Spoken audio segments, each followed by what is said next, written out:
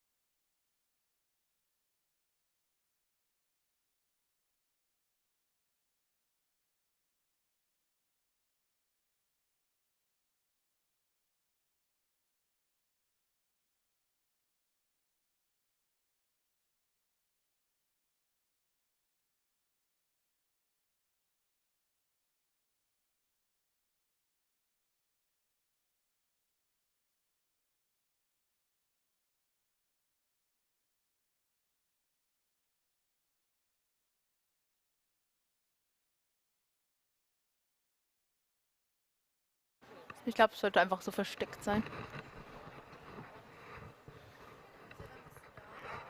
Yes, I'm talking here. Yeah, yeah. Woo, woo. Good? Okay.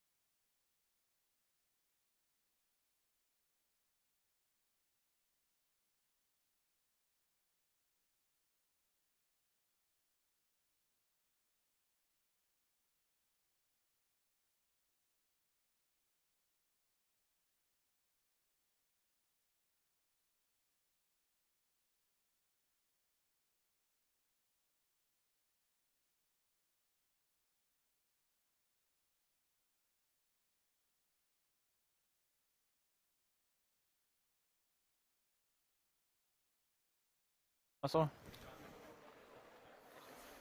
Ja. Let's see that blue. Ist gut.